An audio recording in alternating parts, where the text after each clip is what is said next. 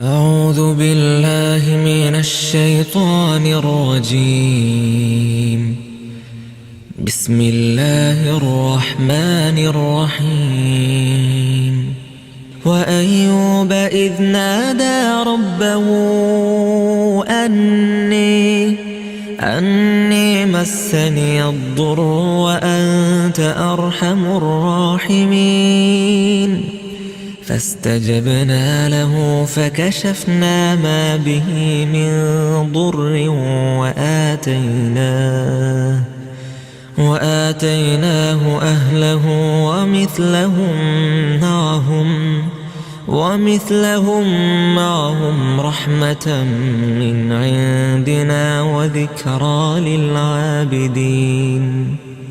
السلام عليكم ورحمة الله وبركاته. ഖുർആൻ പദം 1049 ദിവസത്തിലേക്ക് എല്ലാവരെയും ഹാർദമായി സ്വാഗതം ചെയ്യുന്നു. സൂറത്തുൽ അംബിയയിലെ 83-84 ആയത്തുകളാണ് ഇന്ന് പഠനവിധേയമാക്കുന്നത്. ക്ലാസ് ആരംഭിക്കുന്നതിനായി ആദരണീയനായ ഡോക്ടർ എ.ഐ. വിലായത്തുള്ള സാഹിബിനെ ക്ഷണിക്കുന്നു. അസ്സലാമു അലൈക്കും വറഹ്മത്തുള്ളാഹി വബറകാതുഹു. അഊദു ബില്ലാഹി മിനശ് ശൈത്വാനിർ റജീം. ബിസ്മില്ലാഹിർ റഹ്മാനിർ റഹീം. വഅയ്യൂബ ഇദ് നാദാ റബ്ബഹു അന്നി മസ്സനിയ ദ്ദുർറു വഅൻത അർഹമുർ റഹീമീൻ.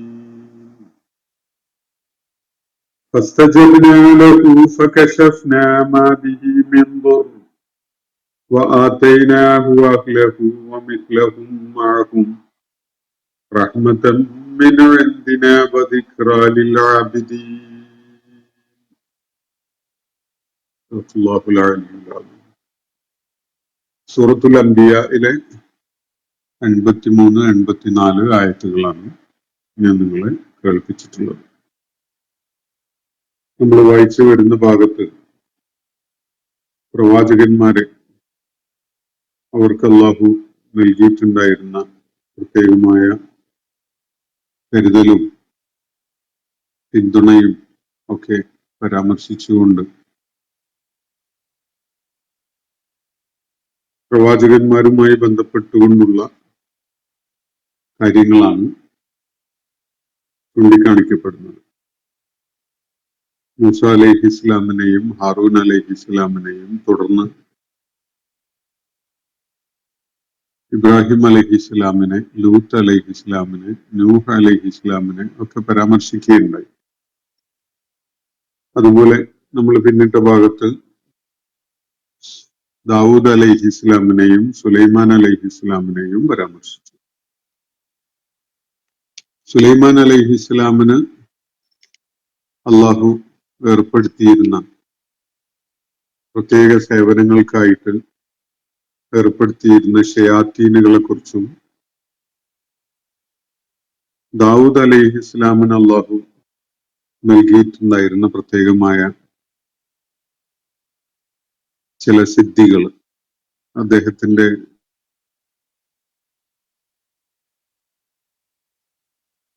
അള്ളാഹുവിനുള്ള സ്തുതികീർത്തനങ്ങൾ ആലപിച്ചുകൊണ്ട് ഭക്തിസാന്ദ്രതമായ അവസ്ഥയിൽ കഴിയാൻ സാധിച്ചിരുന്ന വിധത്തിലുള്ള കഴിവുകൾ നൽകിയിരുന്നു. പർവ്വതങ്ങളും പക്ഷികളും ഒക്കെ അദ്ദേഹത്തോടൊപ്പം ആ തസ്ബീഹില് പങ്കുചേർന്ന കാര്യവുമൊക്കെ സൂചിപ്പിക്കപ്പെടുകയുണ്ടായി. ഇന്ന് നമ്മളിവിടെ വായിച്ചു വെച്ചിട്ടുള്ള 2 ആയത്തുകളിൽ മറ്റൊരു പ്രവാചകനെയാണ് അള്ളാഹു പരാമർശിക്കുന്നത്. വളരെ സംക്ഷിപ്തമായിട്ട് മാത്രമാണ് ആ പരാമർശം വരുന്നത്. ഇവിടെ പരാമർശിക്കപ്പെടുന്നത് അയ്യൂബ് അലൈഹിസ്സലാമാണ്. അയ്യൂബ ഇദ് നാദാ റബ്ബഹു. അയ്യൂബിനും മുകളിൽ പരാമർശിച്ച പ്രവാചകന്മാർക്ക് നൽകിയ വിധത്തിൽ നാം ഹുക്കുമും ഇൽമും നൽകുകയുണ്ടായി എന്നാണ് സൂചന. ചേർത്ത് പറയുന്ന ഒരു ശൈലിയാണത്. മുകളിൽ പ്രവാചകന്മാരെ പരാമർശിച്ചുകൊണ്ട് പറഞ്ഞ പൊതുവായ കാര്യങ്ങൾ അവർക്കൊക്കെയും തന്നെ അള്ളാഹു ഇൽമും ഹുക്കുമും നൽകുകയുണ്ടായി എന്ന് പറഞ്ഞല്ലോ. ആ കാര്യത്തിനോട് അയ്യൂബ് അലൈഹിസ്ലാമിനെയും കൂടി ചേർത്ത് പറയുകയാണ്. ഇതിനാദാ റബ്ബഹു, അദ്ദേഹം തന്റെ റബ്ബിനെ, തന്റെ നാഥനെ ഇങ്ങനെ വിളിച്ചു പ്രാർത്ഥിച്ച ഒരു സന്ദർഭം ഉണ്ടായിരുന്നു. അത് സ്മരണീയമായ ഒരു സന്ദർഭം തന്നെയാണ്. അന്നീ മസ്സനിയുള്ളു, എന്റെ നാഥ എന്നെ ദുരിതം പിടികൂടിയിരിക്കുന്നു, എന്നെ ഞാൻ രോഗാതുരനായി മാറിയിരിക്കുന്നു, എന്നെ ലുറ് സ്പർശിച്ചിരിക്കുന്നു. അന്നീ മസ്സനിയുള്ളു, ലുറ് എന്ന വാക്ക് ഇൻഫ്ലിക്ഷൻ എന്നൊക്കെ ഇംഗ്ലീഷിൽ പറയാവുന്ന ഒരു പ്രയോഗമാണ്. ശരീരത്തിനോ മനസ്സിനോ വല്ലാത്ത പ്രയാസം സൃഷ്ടിക്കുന്ന വിധത്തിൽ ഉണ്ടാവുന്ന എന്ത് അനുഭവത്തെയും സൂചിപ്പിക്കാൻ ഉപയോഗിക്കാവുന്ന ഒരു വാക്കാണത്. അയ്യൂബ് അലൈഹിസ്ലാമിന്റെ അദ്ദേഹം നേരിട്ടുകൊണ്ടിരുന്ന പ്രയാസം എന്തായിരുന്നു എന്നത് മറ്റു സ്രോതസ്സുകളിൽ നിന്ന് അറിയാൻ പറ്റുന്നത് കൊണ്ട് നമുക്ക് ഈ ലുറ് എന്താണ് എന്നത് അനുമാനിക്കാൻ സാധിക്കും. അതിലേക്ക് വരാം. അന്നീ മസ്സനി ലുറു, എന്നെ ലുറ് സ്പർശിച്ചിരിക്കുന്നു. വഅൻത അർഹമുർ റാഹിമീൻ, നീ കരുണ ചെയ്യുന്നവരുടെ കൂട്ടത്തിൽ ഏറ്റവും കരുണയുള്ളവനാണല്ലോ എന്നാണ് അയ്യൂബ് അലൈഹിസ്സലാം പറയുകയുണ്ടായത്. എന്നെ ഒരു ദുരിതം ബാധിച്ചിരിക്കുന്നു, എന്നെ ഒരു ലുറ് സ്പർശിച്ചിരിക്കുന്നു, ഞാൻ രോഗാതുരനായിരിക്കുന്നു, നീ ഏറ്റവും ഏറെ കരുണ ചെയ്യുന്നവനാണല്ലോ എന്ന് പറഞ്ഞു വെക്കുകയാണ് അയ്യൂബ് അലൈഹിസ്സലാം. ഫസ്തജബ്നാ ലഹു, നാം അദ്ദേഹത്തിന്റെ ആ വിളിക്ക് ഉത്തരം ചെയ്തു. അയ്യൂബ് അലൈഹിസ്സലാം ഒരു ആവശ്യവും ഇവിടെ ഉന്നയിച്ചിട്ടില്ലെങ്കിലും അദ്ദേഹത്തിന്റെ പരോക്ഷമായിട്ടുള്ള തേട്ടം എന്താണ് എന്നത് മനസ്സിലാക്കിക്കൊണ്ട് അള്ളാഹു അദ്ദേഹത്തിന്റെ വിളിക്ക് ഉത്തരം ചെയ്തു. ഫസ്തജബ്നാ ലഹു ഫകശഫ്നാ മാ ബിഹി മിൻ ദുർരി, അദ്ദേഹത്തെ ബാധിച്ചിട്ടുണ്ടായിരുന്ന ആ ലുറ് അദ്ദേഹത്തിൽ നിന്ന് നാം നീക്കം ചെയ്തു. അദ്ദേഹത്തെ പിടികൂടിയിരുന്ന ആ ദുരിതപൂർവമായ അവസ്ഥ, അതിനെ നാം നീക്കം ചെയ്തു. വഅതൈനാഹു അഹ്ലഹു, അദ്ദേഹത്തിന്റെ കുടുംബത്തെ നാം അദ്ദേഹത്തിന് തിരികെ നൽകി. വമിസ്ലഹും മഅഹും, അതുപോലെയുള്ളവയൊക്കെ വേറെയും. റഹ്മത്തൻ മിനാ ഇൻദിന, നമ്മുടെ ഭാഗത്തു നിന്നുള്ള കാരുണ്യം എന്നുള്ള നിലക്ക്. വദിക്റ ലിൽ ആബിദീൻ, ഇബാദത്തുകളിൽ മുഴുകുന്ന, ആരാധനകളിൽ മുഴുകുന്നവർക്കുള്ള ഒരു ഓർമ്മപ്പെടുത്തലും ഉത്ബോധനവും ഉണർത്തലും ഒക്കെ എന്നുള്ള നിലക്കും. ഇതാണ് നമ്മൾ വായിച്ചു വെച്ച ആയാത്തുകളുടെ സാരം. അയ്യൂബ് അലൈഹി ഇസ്ലാമാണ് ഇവിടെ പരാമർശിക്കപ്പെട്ടിരിക്കുന്നത്. വ്യത്യസ്തമായ അഭിപ്രായങ്ങളും വീക്ഷണങ്ങളുമാണ് ആരായിരുന്നു അയ്യൂബ് അലൈഹിസ്സലാം, അദ്ദേഹം ഏത് കാലഘട്ടത്തില് എവിടെയാണ് ജീവിക്കുകയുണ്ടായത്, അദ്ദേഹത്തിന്റെ വ്യക്തിത്വം എങ്ങനെയുള്ളതായിരുന്നു, ഏത് സമൂഹത്തിന്റെ ഭാഗമായിട്ടാണ്, ഏത് സമൂഹത്തിലാണ് അദ്ദേഹം ദൈവിക ദൗത്യം നിർവഹിക്കുകയുണ്ടായത് തുടങ്ങിയിട്ടുള്ള കാര്യങ്ങളിൽ പറയത്തക്ക യോജിപ്പൊന്നുമില്ല. അനുമാനങ്ങളാണ് കൃത്യമായിട്ട് ഖുർആന്റെ സൂചനകളിൽ നിന്ന് നമുക്ക് അത് ഒരു ധാരണയിലേക്ക് എത്താൻ പറ്റുന്ന കൃത്യതയിൽ ഖുർആൻ അത് പറയുന്നില്ല. ബാക്കി നമുക്ക് ഗവേഷണം ചെയ്ത് കണ്ടെത്തേണ്ട ഒരു വിഷയം. ഇനി കണ്ടെത്താൻ സാധിക്കുന്നില്ലെങ്കിൽ ഈ പരാമർശിക്കപ്പെട്ട കാര്യങ്ങൾ തന്നെ മതി എന്നുള്ള ഒരു നിലപാടോടു കൂടിയാണ് അള്ളാഹു ഈ കാര്യങ്ങൾ ഇവിടെ വിവരിക്കുന്നത്. ചരിത്ര വിവരണം ഉദ്ദേശിച്ചുകൊണ്ട് വിശദാംശങ്ങള് സ്ഥലവും കാലവും ഒക്കെ കൃത്യമായി പറഞ്ഞുകൊണ്ടുള്ള ഒരു രീതിയല്ല ഖുർആൻ സ്വീകരിക്കുന്നത്. അതില് ഈ സംഭവങ്ങളിൽ നിന്നും ഈ പരാമർശങ്ങളിൽ നിന്നുമൊക്കെ ഖുർആന്റെ സമൂഹത്തിന് ചില ഗുണപാഠങ്ങൾ ആർജിക്കാനുണ്ട്. അതിന് ഉപകരിക്കുന്ന വിധത്തിലുള്ള വിവരണമാണ് ഈ കാര്യം എന്നല്ല, വിശുദ്ധ ഖുർആനിലെ മിക്കവാറും എല്ലാ വിവരണങ്ങളും ആ ഒരു സ്വഭാവത്തോടു കൂടിയുള്ളതാണ്. അതുകൊണ്ട് ഒരു ചരിത്ര സ്രോതസ് എന്നുള്ള നിലക്ക്, ഒരു ഹിസ്റ്റോറിക്കൽ ഡോക്യുമെന്റ് എന്നുള്ള നിലക്കല്ല ഖുർആൻ കാര്യങ്ങൾ പറയുന്നത് എന്ന് കാണാൻ സാധിക്കും. വ്യത്യസ്തമായ അഭിപ്രായങ്ങൾ അയ്യൂബ് അലൈഹി ഇസ്ലാമിനെ കുറിച്ചുണ്ട് എന്ന് ഞാൻ സൂചിപ്പിച്ചല്ലോ. ഇസ്രായേൽ സമൂഹത്തിലേക്ക് നിയോഗിക്കപ്പെട്ടിരുന്ന പ്രവാചകനായിരുന്നു എന്നതാണ് ഒരു വീക്ഷണം. ഈജിപ്തിലേക്കാണ് അദ്ദേഹം ദൈവിക ദൗത്യം നിർവഹിക്കാൻ വേണ്ടി വന്നത് എന്നത് മറ്റൊരു വീക്ഷണം. അദ്ദേഹം അറബ് ജനതയിൽപ്പെട്ടവനായിരുന്നു എന്നൊരു നിലപാട് സ്വീകരിക്കുന്നവർ വേറെയുണ്ട്. അതുപോലെ മൂസ അലൈഹി ഇസ്ലാമിന്റെ മുമ്പ് ആയിട്ട് ഇസ്രായേൽ സമൂഹത്തില് ജീവിച്ച ആളാണ് എന്നുള്ള നിലക്കുള്ള നിരീക്ഷണം. അതുപോലെ അദ്ദേഹം ദാവൂദ് അലൈഹി ഇസ്ലാമിന്റെയും സുലൈമാൻ അലൈഹി ഇസ്ലാമിന്റെയും സമകാലികനാണ് എന്ന ഒരു വീക്ഷണവും ഉണ്ട്. ഇവരെല്ലാവരും തന്നെ ആശ്രയിക്കുന്നത് ബൈബിളിലെ ഒരു ജോബ് എന്ന പേരിൽ, ഇയോബ് എന്ന് മലയാളത്തിൽ പറയുന്ന ഒരു അധ്യായത്തെയാണ്. ബൈബിളിലെ ഇയോബ് അധ്യായം അല്ലെങ്കിൽ ജോബ് എന്ന് പറയുന്ന സെക്ഷൻ, അതിലാണ് അയ്യൂബ് അലൈഹി ഇസ്ലാമിനെ പരാമർശിക്കുന്നത്. ജോബ് എന്നത് അയ്യൂബ് എന്നതിന്റെ ഒരു ആംഗ്ലിസൈസ്ഡ് വേർഷനാണ്. മലയാളത്തിൽ ഇയോബ് എന്നാണ് മലയാളം വിവർത്തനങ്ങളിൽ, ബൈബിളിന്റെ മലയാളം വിവർത്തനങ്ങളിൽ കാണാൻ പറ്റും. അപ്പൊ ഇയോബ് അധ്യായത്തില് ബൈബിളില് വിശദമായ ഒരുപാട് പരാമർശങ്ങൾ ഇദ്ദേഹത്തെ കുറിച്ചുണ്ട്. 3 ഭാഗങ്ങളിലായിട്ട് ധാരാളം കാര്യങ്ങൾ അതിൽ പറയുന്നുണ്ട്.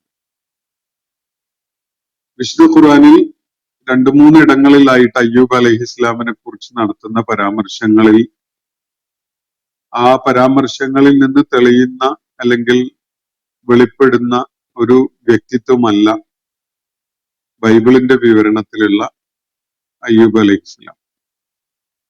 ഖുർആന്റെ പരാമർശത്തില് അയ്യൂബ് അലൈഹി ഇസ്ലാം വളരെ അസാധാരണത്വമുള്ള, തേജസ്സാർന്ന വ്യക്തിത്വമുള്ള ഒരാളാണ്. എന്നാൽ ഇയ്യോബ് അധ്യായത്തിലും ബൈബിളിന്റെ പരാമർശങ്ങളിലൊക്കെ ആയിട്ട് നമുക്ക് കാണാൻ പറ്റുന്നത് അയ്യൂബ് അലൈഹി ഇസ്ലാമിനെ കുറിച്ചുള്ള വളരെ വികലമായ ഒരു ചിത്രമാണ്. നമുക്ക് അതിലേക്ക് വരാം. അപ്പൊ ഈ ഇയ്യോബ് അധ്യായത്തിനെ അടിസ്ഥാനപ്പെടുത്തിക്കൊണ്ടാണ് വ്യത്യസ്തമായ അഭിപ്രായങ്ങൾ രൂപപ്പെട്ടു വന്നിട്ടുള്ളത്. അത് ബൈബിളിലെ ഈ അധ്യായത്തിലെ വിവരണത്തിന്റെ ഭാഷയും ശൈലിയും ഒക്കെ നൽകുന്ന വ്യത്യസ്തമായ സൂചനകളുടെ അടിസ്ഥാനത്തിലാണ് അങ്ങനെയുള്ള വളരെ വിഭിന്നങ്ങളായ അഭിപ്രായങ്ങൾ ഉണ്ടായി വന്നിട്ടുള്ളത്. ഈ ഇയ്യോബ് പുസ്തകത്തിൽ തന്നെ അയ്യൂബ് അലൈഹി ഇസ്ലാമിനെ കുറിച്ച് നടത്തുന്ന പരാമർശങ്ങളിൽ പലതും വൈരുദ്ധ്യം നിറഞ്ഞതുമാണ് എന്നും കാണാൻ കഴിയും. വിശുദ്ധ ഖുർആനിൽ നമുക്ക് കാണാൻ കഴിയുന്ന വിവരണങ്ങളോട് ചേർത്ത് വെക്കാൻ പറ്റുന്ന വിവരണങ്ങളല്ല ബൈബിളിലുള്ളത്. അതുകൊണ്ട് തന്നെ നമുക്ക് ബൈബിളിലെ അത്തരം വിവരണങ്ങൾ പൂർണ്ണമായിട്ട് അങ്ങ് ആശ്രയിക്കാൻ പറ്റുന്നതുമല്ല. വേറെ ചില സ്രോതസ്സുകളിൽ അയ്യൂബ് അലൈഹി ഇസ്ലാമിനെ പരാമർശിക്കുന്നുണ്ട്. അത് ബൈബിളിന്റെ തന്നെ യെശയ്യാവ് അധ്യായത്തിലും അതുപോലെ ഹെസക്കിയേൽ അധ്യായത്തിലും ഒക്കെ ചില പരാമർശങ്ങൾ അദ്ദേഹം ഈ 2 പരാമൃഷ്ട ബൈബിളിലെ വിവരണങ്ങളിൽ വരുന്ന വ്യക്തികൾ, യെശയ്യാവും ഹെസക്കിയേലും, ഈ 2 പേരും ക്രിസ്തുവിന് മുമ്പ് 8-ാം നൂറ്റാണ്ടിനും 6-ാം നൂറ്റാണ്ടിനും ഇടക്കായിട്ട് ജീവിച്ചിരുന്ന ആളുകളാണ്. അവരുടെയും മുമ്പായിട്ടാണ്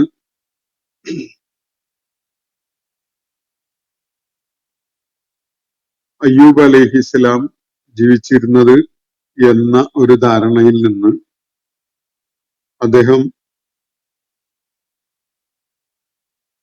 9-ാം നൂറ്റാണ്ടിലാണ് ജീവിച്ചിരുന്നത് എന്ന് അനുമാനിക്കപ്പെടുന്നുണ്ട്, ക്രിസ്തുവിന് മുമ്പ്.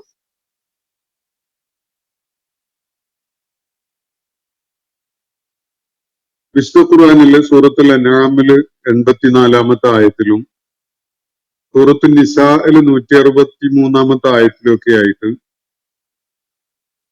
അയ്യൂബ് അലൈഹിസ്സലാമിനെ കുറിച്ചുള്ള പരാമർശങ്ങൾ വരുന്നുണ്ട്.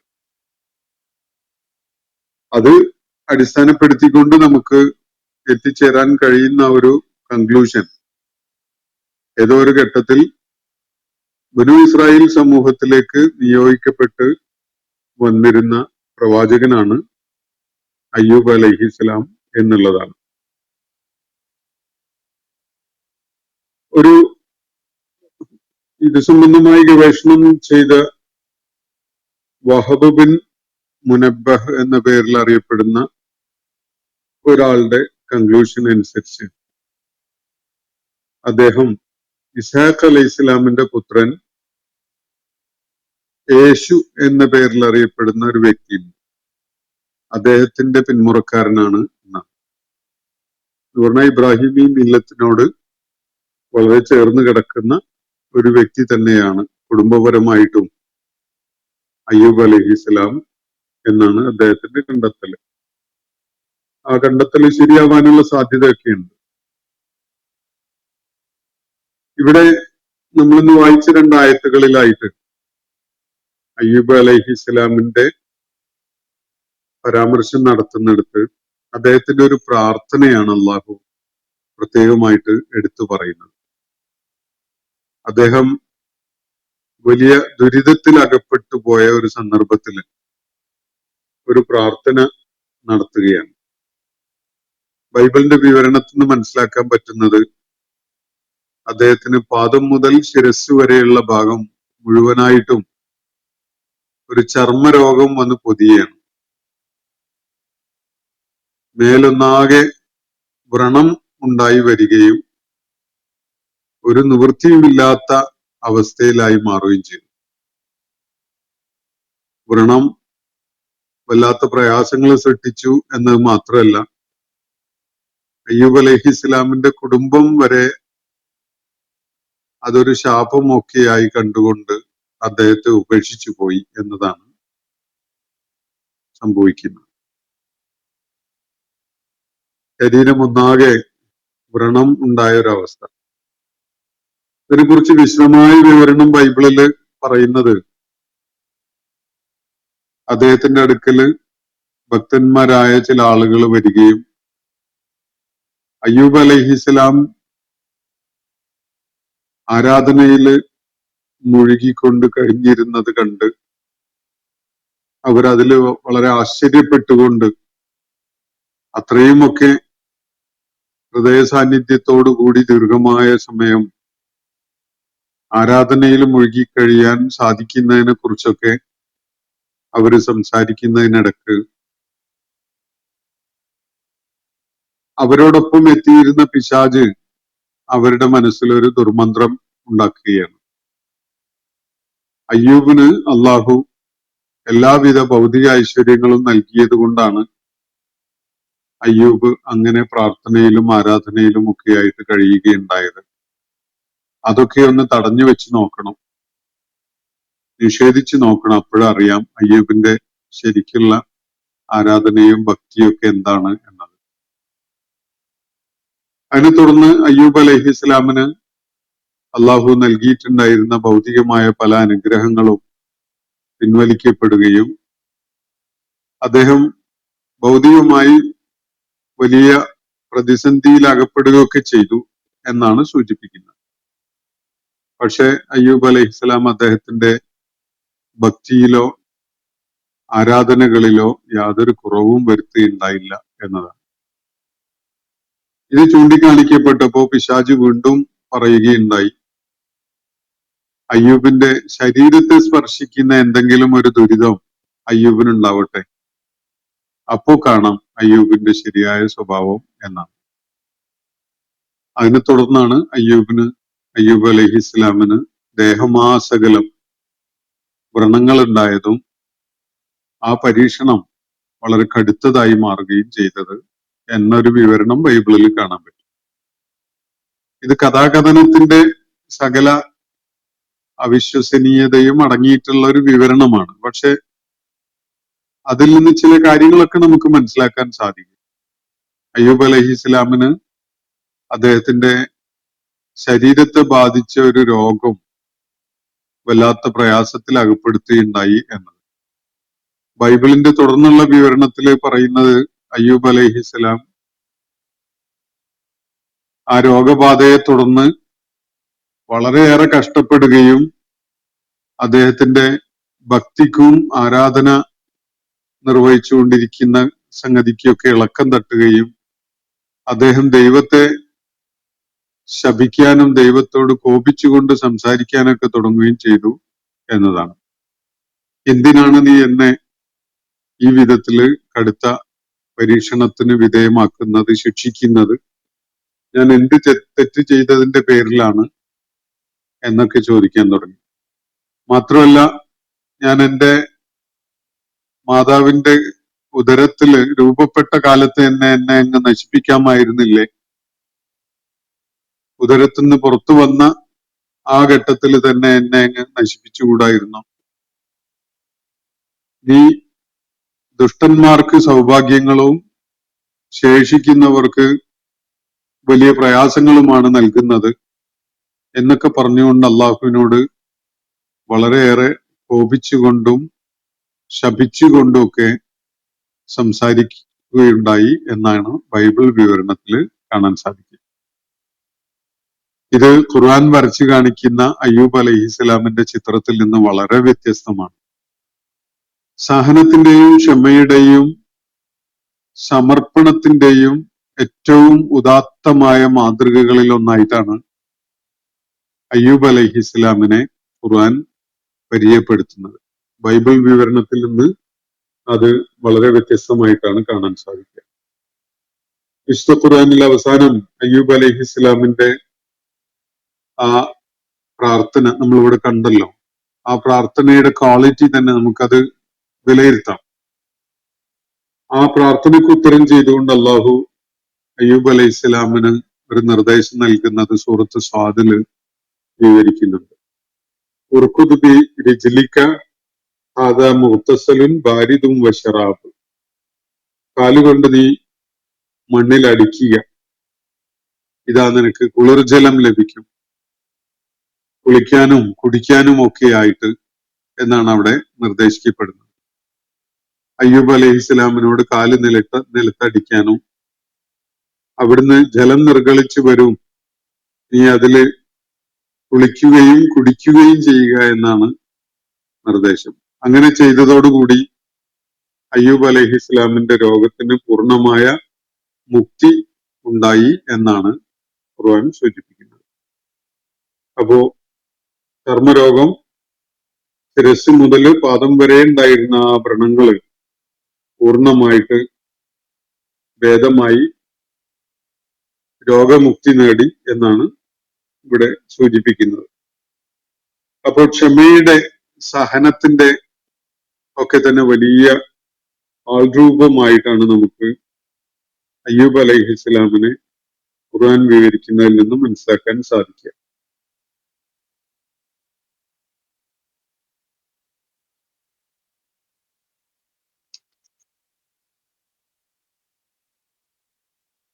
ദൈവഭക്തന്മാർക്ക് ആരാധനകളിൽ കഴിയുന്ന ദൈവത്തിനുള്ള സമർപ്പണം, മാനസികമായ അതുപോലെ ശാരീരികമായ സമർപ്പണം നിർവഹിച്ചുകൊണ്ട് ഇബാദത്തുകളിൽ കഴിയുന്ന ആളുകൾക്കുള്ള ഒരു വലിയ ഉത്ബോധനവും ഉണർത്തലുമൊക്കെ ആയിട്ടാണ് അള്ളാഹു ഈ സംഭവങ്ങൾ ഇവിടെ വിവരിക്കുന്നത്. നമുക്ക് ആയത്തുകളിലേക്ക് തിരിച്ചു പോയാൽ അയ്യൂബ് അലൈഹിസ്സലാമിനെ അള്ളാഹു ഇൽമും ഹുക്മും നൽകി അനുഗ്രഹിക്കുകയുണ്ടായി മറ്റു പ്രവാചകന്മാരെ പോലെ എന്നാണ് ഇവിടെ തുടക്കത്തിൽ സൂചിപ്പിക്കുന്നത്. അദ്ദേഹം ഒരു ഘട്ടത്തിൽ തന്റെ റബ്ബിനെ വിളിച്ചുകൊണ്ട് ഇങ്ങനെ പ്രാർത്ഥിക്കുകയുണ്ടായി. അന്നീ മസ്സനി അൽദുറു, എന്നെ വല്ലാത്തൊരു ദുരിതം, വല്ലാത്തൊരു രോഗം പിടികൂടിയിരിക്കുന്നു, എന്നെ ഏറെ പ്രയാസപ്പെടുത്തുന്ന ഒരു രോഗത്തിന്റെ പിടിയിൽ അമർന്നിരിക്കുകയാണ് ഞാൻ. വഅൻത അർഹമുർ റാഹിമീൻ, നീ ഏറ്റവും കരുണ കാണിക്കുന്നവരിൽ തന്നെ ഏറ്റവും കരുണയുള്ളവനാണല്ലോ. ഇതാണ് അയ്യൂബ് അലൈഹി ഇസ്ലാം പറയുന്നത്.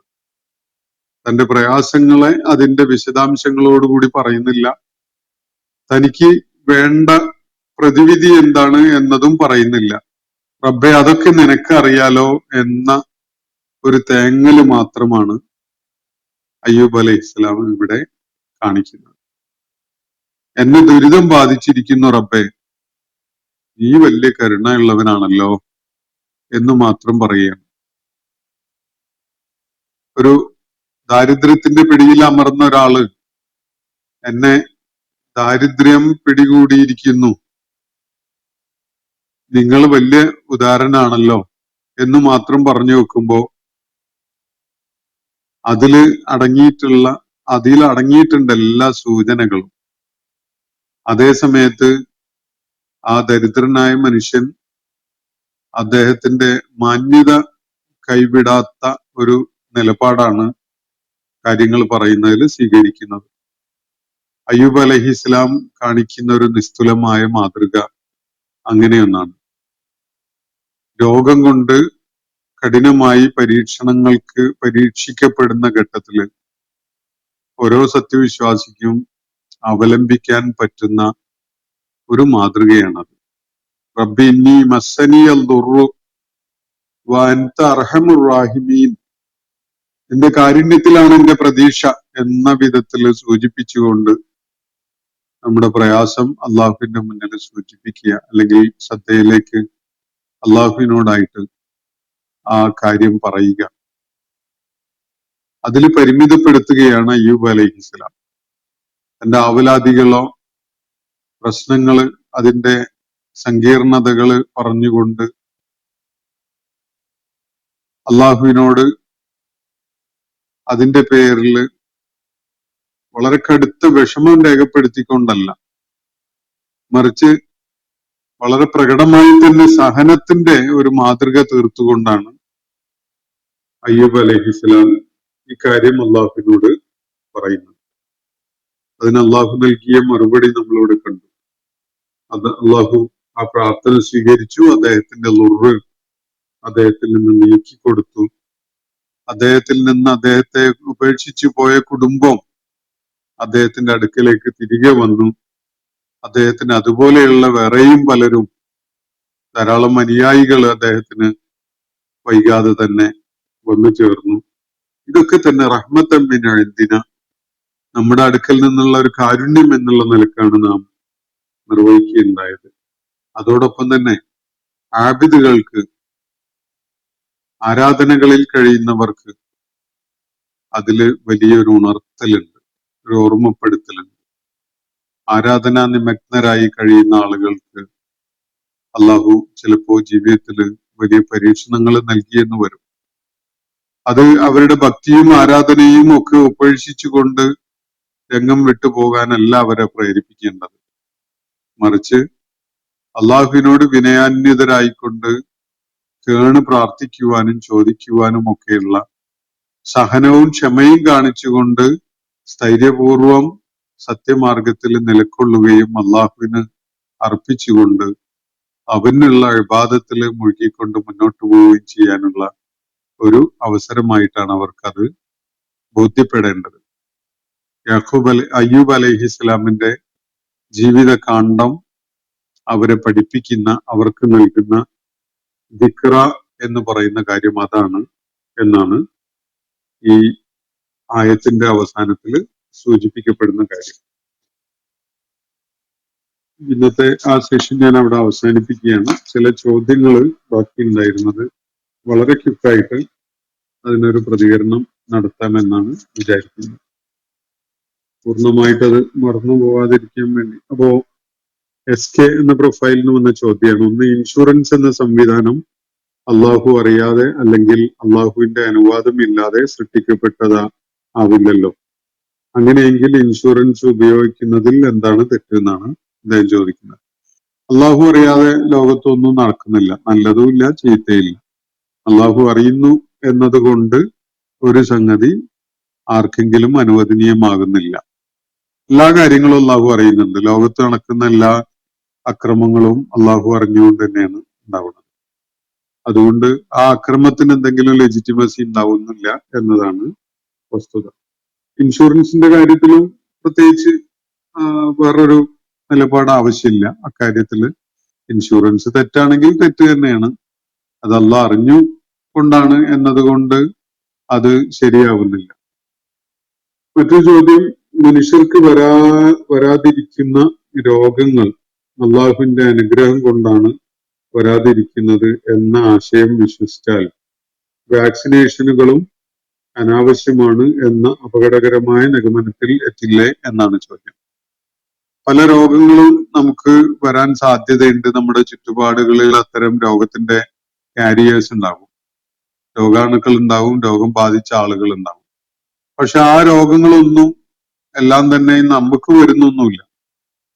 അത് അള്ളാഹു നമുക്ക് അത് വരുന്നതിൽ നിന്ന് തടയുന്നത് കൊണ്ടാണ് അത് വരാത്തത് എന്നതാണ് ഞാൻ ഒരു സൂചന നടത്തിയിട്ടുണ്ടായിരുന്നത്.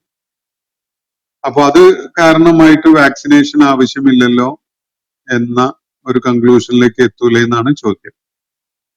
യഥാർത്ഥത്തിൽ ഈ സംഗതിക്ക് തവക്കൽ എന്നാണ് പറയുക.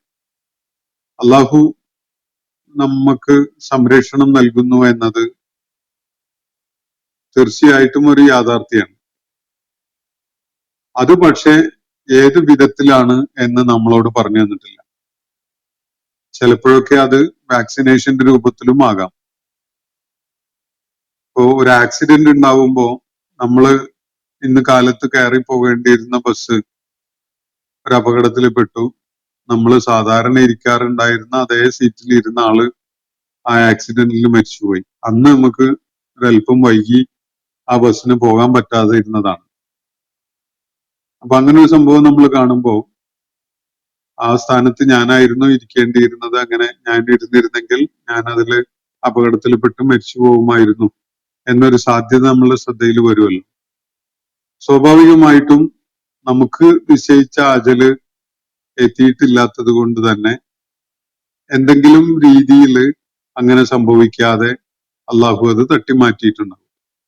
അള്ളാഹുവിന്റെ ഇടപെടൽ അതിൽ തീർച്ചയായിട്ടും ഉണ്ടാകും എന്നത് നമുക്കതിനെ വിലയിരുത്തിയാൽ കാണാൻ കഴിയും. പക്ഷെ അത് നമ്മൾ ഉറങ്ങി എണീക്കാൻ വൈകിയത് കൊണ്ടാണ്, അല്ലെങ്കിൽ നമ്മൾ അപ്രതീക്ഷിതമായിട്ട് ഒരു അതിഥി വീട്ടിൽ എത്തുകയും ആ സമയത്ത് അയാളെ എന്റർടൈൻ ചെയ്യേണ്ടി വരികയൊക്കെ ചെയ്തുകൊണ്ട് വൈകിപ്പോയതാണ് എന്നൊക്കെയുള്ള കാരണങ്ങൾ ഉണ്ടാവും. ഇങ്ങനെയുള്ള നിമിത്തങ്ങളും കാരണങ്ങളും ഒക്കെയാണ് പല സംഗതികളും അള്ളാഹു നിശ്ചയിച്ച വിധത്തില് സംഭവിക്കാൻ സാഹചര്യം ഒരുക്കുന്നുണ്ടാവുക. വൈദ്യരംഗത്തും ഇതുപോലെ തന്നെയാണത്. വാക്സിനേഷൻ നല്ലതാണോ ചീത്തയാണോ എന്നല്ല ഞാൻ പറയുന്നത്. വാക്സിനേഷനെ കുറിച്ച് വളരെ അതിനോട് എതിർപ്പുള്ള വൈദ്യശാസ്ത്ര നിഗമനങ്ങൾ വളരെ കൂടുതലുണ്ട്. വാക്സിനേഷൻ ഗുണത്തെക്കാളേറെ ദോഷമുണ്ടാക്കുന്നു, ഒരു രോഗബാധയെയും വാക്സിനേഷൻ കൊണ്ട് തടയാൻ പറ്റുന്നില്ല എന്നൊക്കെയുള്ള അഭിപ്രായങ്ങൾ വൈദ്യശാസ്ത്ര രംഗത്ത് തന്നെ ഉണ്ട്. ഞാൻ അതിനെ കുറിച്ചല്ല പറയുന്നത്. അത് സംബന്ധമായിട്ട് ശാസ്ത്രീയമായ അറിവുള്ളവർ പറഞ്ഞോളൂ. ഞാൻ അതിനെ കുറിച്ചല്ല പറയുന്നത്. വാക്സിനേഷൻ അത്ര അനിവാര്യമായതോ നിർബന്ധമായും ചെയ്യേണ്ടതോ ആണോ എന്നൊക്കെ ഓരോരുത്തർക്കും അതിനെക്കുറിച്ച് പഠിച്ച് തീരുമാനിക്കേണ്ടതുണ്ട്. കാരണം എന്താണെന്ന് പറഞ്ഞാൽ സത്യസന്ധത ഇല്ലാത്ത ഒരു ലോകത്താണ് നമ്മൾ ജീവിക്കുന്നത്. ഭരണാധികാരികൾക്ക് സത്യസന്ധത ഇല്ല. മെഡിക്കൽ ഡിപ്പാർട്ട്മെന്റിന്, ഹെൽത്ത് ഡിപ്പാർട്ട്മെന്റിന് പലപ്പോഴും പണത്തിനുള്ള ആർത്തിയും അതുപോലെ ഭരണകൂടത്തിന് ഒത്താശ ചെയ്തു കൊടുക്കാനുള്ള വ്യഗ്രതയും ഒക്കെ പലപ്പോഴും പ്രകടമായിട്ടുണ്ട്. ഇപ്പൊ കോവിഡ് കാലത്ത് നമ്മൾ ആളുകളെ ഓടിച്ചിട്ട് പിടിച്ച് വാക്സിനേഷൻ ചെയ്യിക്കുമായിരുന്നതും അവരുടെ ചലനം നിയന്ത്രിച്ചുകൊണ്ട് വാക്സിനേഷന് നിർബന്ധിച്ചതും ഒക്കെ നമുക്ക് അറിയുന്നതാണ്. നമുക്ക് വിദേശ യാത്ര നടത്തണമെങ്കിൽ എയർപോർട്ടിലൂടെ കടന്നു പോകണമെങ്കിൽ വാക്സിനേഷൻ സർട്ടിഫിക്കറ്റ് കാണിക്കേണ്ടതുണ്ടായിരുന്നു. ഇപ്പോ ഏതാനും വർഷങ്ങൾ പിന്നിട്ടിട്ടേ ഉള്ളൂ.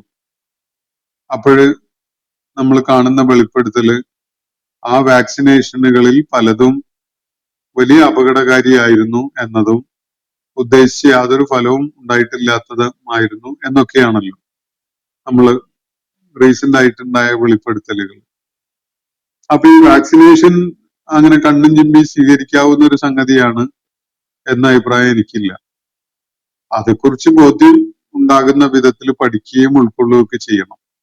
ഈ കാലഘട്ടത്തിൽ ഒരു തക്കാളി കച്ചവടക്കാരനെ പോലും ട്രസ്റ്റ് ചെയ്യാൻ പറ്റാത്ത ഒരവസ്ഥ നമുക്ക് നമ്മുടെ ചുറ്റുപാടുകളിലൊക്കെ ഉണ്ട്.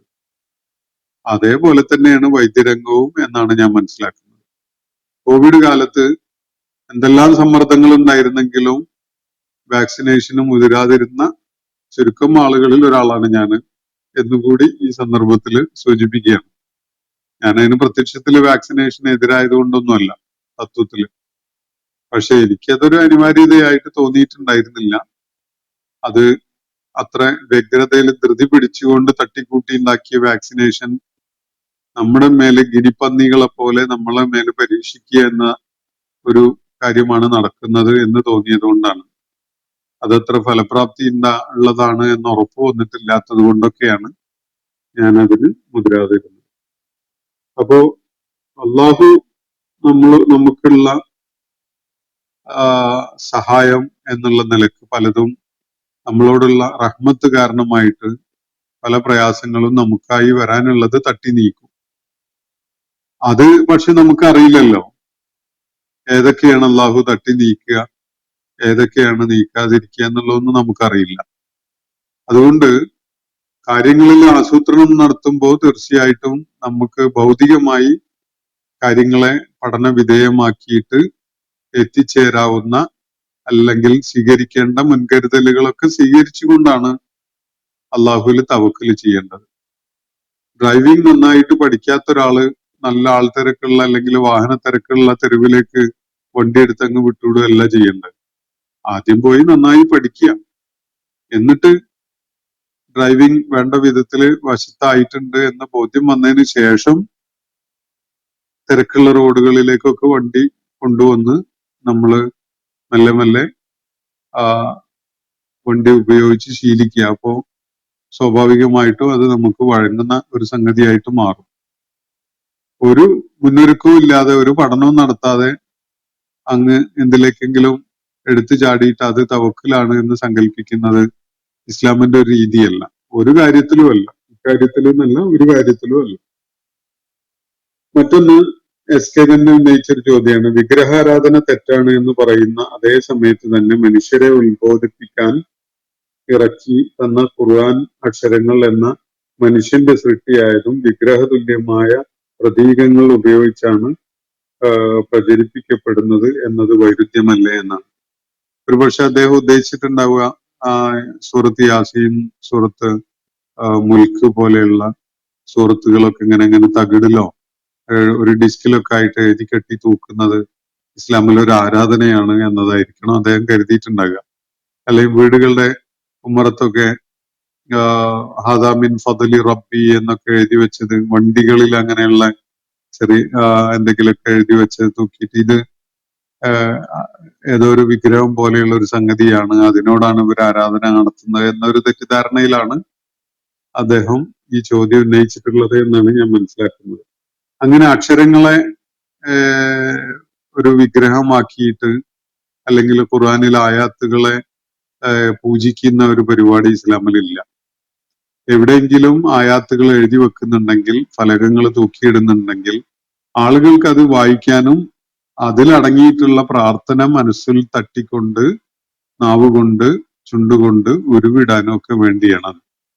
വീടുകളിലേക്ക് കയറി ചെല്ലുമ്പോൾ ഓരോരുത്തർക്കും ഓർമ്മ ഉണ്ടാവണം, ഇത് അള്ളാഹു എനിക്ക് ചെയ്തു തന്ന വലിയൊരു അനുഗ്രഹമാണ് എന്നൊരു കാര്യം. ഇത് എന്റെ കഴിവാണ്, നേട്ടമാണ്, എന്ന അഹന്തയോടുകൂടി കയറി ചെല്ലാൻ പാടില്ല. ഇത് അള്ളാഹു എനിക്ക് തന്നിട്ടുള്ള വലിയ ഫضലാണ് എന്നാണ് അവന്റെ മനസ്സിലുണ്ടാവേണ്ടത്. അത് ഓർമ്മപ്പെടുത്താൻ ഉള്ള ഒരു ഖുർആൻ വാചകം അവിടെ എഴുതി വെക്കുന്നു എന്നേ ഉള്ളൂ. ആ എഴുതി വെക്കുന്നതിലും അത് വായിക്കുന്നതിലും ഒന്നും തെറ്റില്ല. അതിനെ ആരും ആരാധിക്കുന്നില്ല, അതില് ഒരു ഭക്തിയും അടങ്ങിയിട്ടുമില്ല. മറിച്ച് അത് കാണുമ്പോ ആ വാചകങ്ങൾ ഉരുവിടാൻ, പ്രാർത്ഥന നമ്മുടെ മനസ്സിൽ നിന്ന് രൂപപ്പെട്ടു വരാൻ അതൊരു കാരണമായി എന്ന് വരും. അതിനു വേണ്ടിയാണ് അങ്ങനെ ചെയ്യുന്നുണ്ടാവുക. അതും അങ്ങനെ ആവശ്യമുണ്ട് എന്നൊന്നും എനിക്ക് അഭിപ്രായമില്ല. ചിലരൊക്കെ ചെയ്യുന്നുണ്ട്, ഓക്കെ, അതിൽ കുഴപ്പമൊന്നുമില്ല. ഗുണമുണ്ടെങ്കിൽ അത്രയും നല്ലത് എന്നേ ഉള്ളൂ. മറ്റൊന്ന്, വിഗ്രഹാരാധനയെ എതിർക്കുന്ന അതേ സമയത്ത് തന്നെ ഭൗതിക വസ്തുവായ ഖുർആൻ പ്രതികൾ നശിപ്പിക്കുന്നതും മറ്റും വലിയ കുറ്റമായി കണക്കാക്കപ്പെടുന്നത് എന്തുകൊണ്ടാണ്? അപ്പൊ ഖുർആൻ ഒരു വിഗ്രഹമാണ് എന്ന നിലക്കാണ് ഖുർആൻ നശിപ്പിക്കുന്നതിനെതിരിൽ മുസ്ലിങ്ങൾ രംഗത്ത് വരുന്നത് എന്നൊരു ധാരണയാണ് SK ഇവിടെ കാണിക്കുന്നത്. ഖുർആൻ ഒരു വിഗ്രഹമായതുകൊണ്ടോ ഖുർആൻ ആരാധിക്കപ്പെടുന്ന ഒരു വസ്തു ആയതുകൊണ്ടോ അല്ല അത് ആളുകൾ നശിപ്പിക്കുമ്പോൾ അതിനെതിരിൽ മുസ്ലിങ്ങൾ രംഗത്ത് വരുന്നത്. ഖുർആനിൽ അടങ്ങിയിട്ടുള്ളത് ദൈവിക വാക്യങ്ങളാണ്, പവിത്രമായ ദൈവിക വാക്യങ്ങളാണ്. ആരെങ്കിലും അതിനെ നശിപ്പിക്കുന്നു എന്ന് പറഞ്ഞാൽ അതിനോട് പ്രകടമായ അനാദരവ് കാണിക്കുന്നു എന്നാണ് അതിന്റെ അർത്ഥം. അള്ളാഹുവിന്റെ വചനങ്ങളെ ഈ വിധത്തിൽ നിന്ദിക്കുകയോ പ്രകടമായി അതിനോട് അനാദരവ് കാണിക്കുകയോ ചെയ്യുന്ന ആളുകൾ, അതിനെ നശിപ്പിക്കുന്ന ആളുകൾ യഥാർത്ഥത്തിൽ ദൈവത്തെ വെല്ലുവിളിക്കുന്ന ഒരു വളരെ ബ്ലാസ്ഫമസ് ആയ ഒരു പ്രവൃത്തിയാണ് ചെയ്യുന്നത്. അങ്ങനെയുള്ള നെറികേട്, അങ്ങനെയുള്ള നിന്ദിക്കൽ, അനാദരവ് കാണിക്കൽ, അത് തീർച്ചയായിട്ടും പ്രതിഷേധാർഹമായ ഒരു കാര്യമാണല്ലോ. അതിപ്പോ നമുക്ക് ആലോചിച്ചാൽ അറിയാം. അതിപ്പോ ഇന്ത്യൻ ഭരണഘടന ഉദാഹരണത്തിന് പൊതുമധ്യത്തില് നമ്മൾ അതിനോട് അനാദരവ് കാണിക്കുന്നു, അത് വൃത്തികേടുകളുടെ കൂട്ടത്തില് കൊണ്ടിടുന്നു, കത്തിച്ചു കളയുന്നു, അങ്ങനെ കാര്യം ചെയ്യുകയാണെങ്കിൽ രാജ്യം തന്നെ അതിനോട് എതിർപ്പ് കാണിച്ചുകൊണ്ട് രംഗത്ത് വരും. അത് ആദരിക്കപ്പെടേണ്ട ഒരു സംഗതിയാണ് എന്ന ഒരു ധാരണ രാജ്യത്ത് നിലനിൽക്കുന്നത് കൊണ്ട് അത് കത്തിച്ചു കളയാനോ അല്ലെങ്കിൽ മാലിന്യ കൂമ്പാരത്തോടൊപ്പം കൊണ്ടുപോയിടാനോ അതിനെ അവഹേളിക്കുന്ന വിധത്തില് അതിനെ പെരുമാറാനോ ഒക്കെ ആരെങ്കിലും മുതിർന്നാൽ സ്വാഭാവികമായിട്ടും അതില് ഒരു പ്രതിഷേധം ഉയരും. അത്ര തന്നെയാണ്, ഇതേ കാര്യം തന്നെയാണ് വിശുദ്ധ ഖുർആനെ അവഹേളിക്കുന്നവരുടെ കാര്യത്തിലും ഉണ്ടാവുന്നത്. അല്ലാതെ വിശുദ്ധ ഖുർആനെ ആരും ആരാധിക്കുന്നില്ല എന്നതാണ് മനസ്സിലാക്കേണ്ട ഒരു കാര്യം. ഒരു പുസ്തകം വിഗ്രഹതുല്യമായ ഒരു അവസ്ഥയിൽ പരിഗണിക്കപ്പെടുകയല്ലേ ഇവിടെ ചെയ്യപ്പെടുന്നത് എന്നാണ് അതിന്റെ ഉപചോദ്യം. ഒരിക്കലും തന്നെ വിഗ്രഹതുല്യമായ രീതിയിൽ ആരും ആരാധനയോടുകൂടി ഖുർആനെ സ്വീകരിക്കുന്നില്ല. ആരെങ്കിലും അങ്ങനെയുള്ള എന്തെങ്കിലുമൊക്കെ പറഞ്ഞു നടക്കുന്നുണ്ടെങ്കിൽ അത് അവരുടെ വിവരമില്ലായ്കയാണ്, അറിവില്ലായ്കയാണ് എന്ന് മാത്രമേ അത് സംബന്ധമായിട്ട് പറയാനുള്ളൂ. പഴയകാലത്ത് ആളുകൾ ഖുർആൻ മുസ്ലിങ്ങൾ തൊട്ടാൽ കണ്ണു പൊട്ടിപ്പോവും എന്നൊക്കെ പറയാറുണ്ടായിരുന്നു. അങ്ങനെ പേടിച്ച് ഖുർആൻ തൊടാതിരുന്ന ആളുകളൊക്കെ ഉണ്ട്. അത് ഈ പറയുന്ന ആളുകൾക്ക് പോലും അറിയില്ല ഖുർആനകത്തുള്ളത് എന്താണ് എന്നത്. എത്രയോ സന്ദർഭങ്ങളിൽ ഖുർആനിൽ ആ കണ്ണ് പൊട്ടിപ്പോകുന്ന ആരെക്കുറിച്ചാണോ പറയുന്നത് അവര് കേൾക്കാനും അവര് വായിക്കാനും അവരറിയാനും ഒക്കെ വേണ്ടി ഖുർആനിൽ ആയിരക്കണക്കിന് കാര്യങ്ങൾ പറയുന്നുണ്ട്. അപ്പൊ അതൊന്നും എടുത്ത് വായിക്കുകയോ കേൾക്കുകയോ ഒന്നും ചെയ്യാതെ അവർക്ക് എങ്ങനെയാണ് അത് അറിയാൻ പറ്റുക? അപ്പൊ ഒരിക്കലും തന്നെ ഖുർആൻ തൊട്ടുപോയതിന്റെ പേരിൽ ആരുടെയും കണ്ണ് പൊട്ടിപ്പോവില്ല. അതേസമയത്ത് ഖുർആനോട് അനാദരവ് കാണിച്ചുകൊണ്ടുള്ള ഒരു പെരുമാറ്റം കാഴ്ചവെക്കുന്നത് അള്ളാഹു ആലം. അള്ളാഹു അങ്ങനെ ചെയ്യുന്നവർക്ക് എന്ത് ശിക്ഷയാണ് കൊടുക്കുക എന്നുള്ളത് നമുക്കറിയില്ല. ചിലപ്പോ അള്ളാഹു ഇവിടുന്ന് തന്നെ ശിക്ഷിച്ചെന്ന് വരാം, എന്തെങ്കിലുമൊക്കെ അനർത്ഥങ്ങൾ അത് കാരണമായിട്ട് ഉണ്ടായെന്ന് വരാം. അങ്ങനെ ഉണ്ടാവുന്നല്ല ഞാൻ പറയുന്നത്, ഉണ്ടായെന്ന് വരാം, അത്രയേ ഉള്ളൂ. അതൊരു വലിയ തെറ്റാണ് എന്നത് സംശയമില്ലാത്ത കാര്യമാണ്, ഖുർആനെ അനാദരിച്ചുകൊണ്ടുള്ള പെരുമാറ്റം കാഴ്ചവെക്കുന്നത്. അതല്ലാതെ ഖുർആൻ ഒരു വിഗ്രഹ പ്രാധാന്യവും ഇല്ല, ആരെങ്കിലും അത് തൊട്ടുകൂടാ അടുത്തുകൂടാ എന്നൊക്കെ പറയുന്നുണ്ടെങ്കിൽ അത് അവർക്ക് അത് സംബന്ധമായിട്ട് അറിയാത്തത് കൊണ്ടാണ്. വൃത്തി വേണം എന്നത് ഒരു മര്യാദയാണ്, ഒരു നിബന്ധനയാണ്. കൈകാലുകളൊക്കെ ശരീരമൊക്കെ വൃത്തിയാക്കിയ ഒരവസ്ഥയിലാണ് ഖുർആൻ കയ്യിലെടുക്കേണ്ടത്. ശരീരശുദ്ധി ഉണ്ടാവല് അതിന് ആവശ്യമാണ്. അതിന്റെ വിശദാംശങ്ങളിലേക്കൊന്നും ഞാനിപ്പോ പോകുന്നില്ല. അള്ളാഹു നമ്മെ എല്ലാവരെയും അനുഗ്രഹിക്കുമാറാവട്ടെ. വാഖിറു ദഅ്വാനാ അനിൽ ഹംദുലില്ലാഹി റബ്ബിൽ ആലമീൻ. അസ്സലാമു അലൈക്കും വറഹ്മത്തുള്ളാഹി വബറകാതുഹു. ഇന്നത്തെ ഖുർആൻ പദം ഇവിടെ സമാപിക്കുന്നു. ഖുർആൻ പഠനത്തിൽ പങ്കെടുത്ത എല്ലാവർക്കും അള്ളാഹു അർഹമായ പ്രതിഫലം നൽകി അനുഗ്രഹിക്കട്ടെ. വആഖിറു ദഅ്വാനാ അനിൽ ഹംദുലില്ലാഹി റബ്ബിൽ ആലമീൻ. അസ്സലാമു അലൈക്കും വറഹ്മത്തുള്ളാഹി വബറകാതുഹു.